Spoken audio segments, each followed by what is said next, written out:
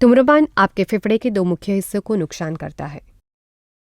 आपके एयरवेज यानी कि वायुमार्ग को, जिन्हें ब्रोंकियल ट्यूब्स यानी कि श्वसन नलियों की शाखा भी कहा जाता है, छोटी वायु की थैलियों जिन्हें एल्वियोली यानी कि फेफड़ों के भीतर की छोटी वायु की थैलियां कहा जाता है, जो ऑक्सीजन और कार्बन डाइऑक्साइड को फेफड़ों और रक्त के प्रवाह के बीच घुमाने में मदद करता है। प्रत्येक सांस के साथ हवा आपके श्वसन नली, जिसे टैक्रिया यानी कि वायु नली कहा जाता है, उससे गुजरती है और ब्रोंकियल ट्यूब्स द्वारा आपके फेफड़ों में प्रवेश करती है। फिर फेफड़ों के अंदर हजारों छोटे एल्वियोलियों में हवा अंदर प्रवेश करती है, जहां हवा में से ऑक्सीजन आपके रक्त में मिक्स होता है और अपशिष्ट उत्पादन कार्बन डाइऑक्साइड आपके रक्त के प्रवाह से बाहर निकलता है।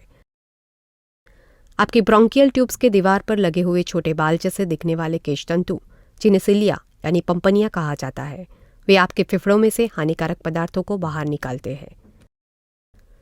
सिगरेट का धुआं आपके ब्रोंकियल ट्यूब्स की दीवार के अंदर की परत में जलन पैदा करता है, जिससे उसमें सूजन आती है और बलगम यानी कि पतला कफ बनता है। सिगरेट का धुआं आपके सिलिया की गति को धीमा कर देता है, जिसके कारण कुछ धुएं और बलगम फेफड़ों में रह जाता है और फेफड़ों से अधिक प्रदूषण और बलगम को बाहर धकेलती है। जब आप जागते हैं तो आपका शरीर इन सभी पदार्थों को बार बार खांसी करके बाहर निकालने की कोशिश करता है। इस स्थिति को स्मोकर्स कफ के रूप में जाना जाता है।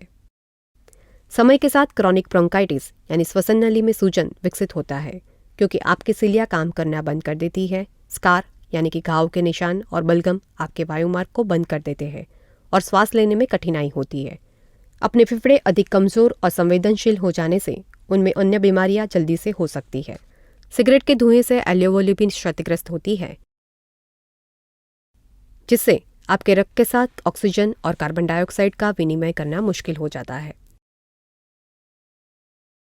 समय के साथ आपके रक्त में इतना कम ऑक्सीजन पहुंचता है कि आपको एम्फिसेमा यानी वातस्फीति या मांसपेशियों में सूजन की तकलीफ हो सकती है, जो कि एक चिकित्सा स्थिति जिसमें आपको हर एक सांस के लिए हांफना जरूरी है और सांस लेने के लिए नाक के नीचे ऑक्सीजन की ट्यूब बांधनी पड़ती है। क्रॉनिक ब्रोंकाइटिस और एम्फिसेमा इन दोनों चिकित्सा स्थितियों का सामयिक रूप से क्रॉनिक ऑब्स्ट्रक्टिव पल्मोनरी डिजीज या सीओपीडी कहा जाता है, यानी कि चिरकारी अवरोधक फुफ्फुसीय रोग। सीओपीडी यानी कि आपकी सांस लेने की क्षमता जिसमें धीरे धीरे आ रही कमी, जिसका कोई इलाज नहीं है।